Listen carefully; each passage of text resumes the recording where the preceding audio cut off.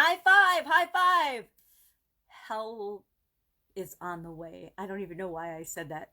Welcome to day 1027 of What's She Up To Now. Sharon Horne-Ellstrom here, playing with my daughters, my granddaughters. Actually, this was my daughters, and now my granddaughter plays with it, doll, and giving it a high five because our fun challenge for today in our 365-day fun challenge to do one fun thing every day in 2020. Perfect, right? Because there's been so much craziness. We need to look for fun.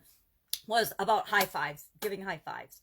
And actually, that's not right. It was Supersize Your Business. It was about high fives.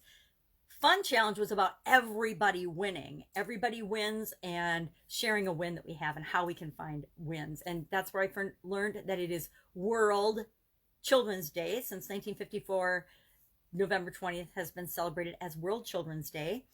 Also, it is Go Hard, or Globally Organized Hug a Runner Day or something.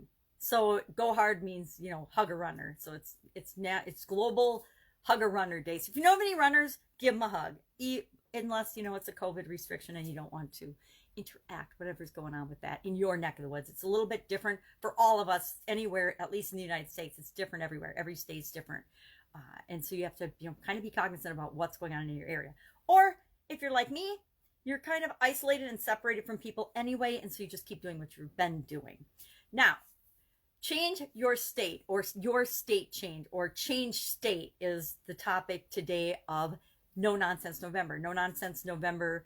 And it's not literally moving from state to state, so you can vote in different places. It is the process of changing your way of dealing with change, changing how you experience your emotions and your actions and your reactions based on managing your emotional and physical state, your state of being. Now, we all know that state changes all the time, especially in nature. Think of water. Based on the temperature water is exposed to, it'll be either steam, think of Old Faithful, water like a river or a lake or a body of water, an ocean, or ice, right? If it's freezing cold, like it's on the mountains, it's snow or ice. And we all know this, and we all know that the energy changes, and energy is never created or destroyed. So if you have a cup of water and you freeze it, it's a cup of ice. And if you boil it, well, it'll evaporate, but it's a cup of water, right? And then if you keep it in an enclosed place and cool it down, it will be that same cup of liquid if you don't let any of the molecules escape. Well, it's the same with us. We need to realize that we can either allow change to happen in our life, or we can make change happen in our life, right? Now, if allowing change is nature's way of doing something, is there something we can learn from that? I say yes. We need to learn to allow nature to be an integral part of our existence and manage the process of changing our state and adapting to it in ways that serve us instead of ways that hurt or harm us.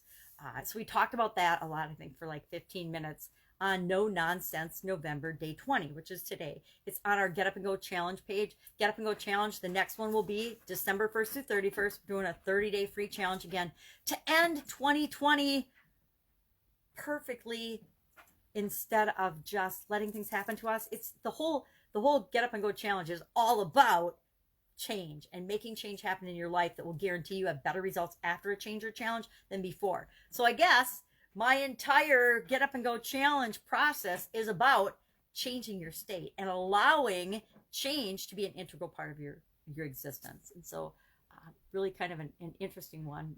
Not where I was going when I started talking it and picking it as a topic. I was just thinking all the processes that you can use to change your state, to feel better or to get more energy for a given situation or circumstance. Learned it from Tony Robbins, back in the late 70s, early 80s. It's one of the first things I learned from Tony Robbins, was about state and state change and positive and negative and human needs and things, and started learning some of those things, not applying all of them, but learning them for the first time, being exposed to them.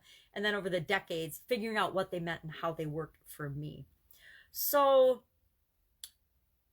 that is, in a nutshell, the content that I created today. Now, book still in editing, still getting some graphics and things created and designed for it. Summit, I did actually send out a message yesterday, and I haven't followed up on it to see if I got any takers, about a challenge summit early next year. I want to do a challenge summit. I told one of my friends we would do a challenge summit. And so I've got one person on board already. And I thought, okay, well, if I'm going to actually do that, I don't want to wait to the last minute like I did on my last summit and then be rushing at the end. It's a lot more fun if I, start working on the process a little bit at a time as I can fit it in little pockets and put together a great summit for people on challenges. I think it'll be fun. I think that people will be surprised at how powerful challenges really are. I really believe that they are the fastest, easiest way to get dramatic, massive changes in your life. So why not use them to your benefit? That's it. That's all I've got today. If I can help you in any way, hit me up in the comments below. Otherwise, I'll be with you tomorrow to let you know what I'm doing as I transition from the brick and mortar world to the online world of business. Have an absolutely fantastic Friday, and I will be with you tomorrow. Bye.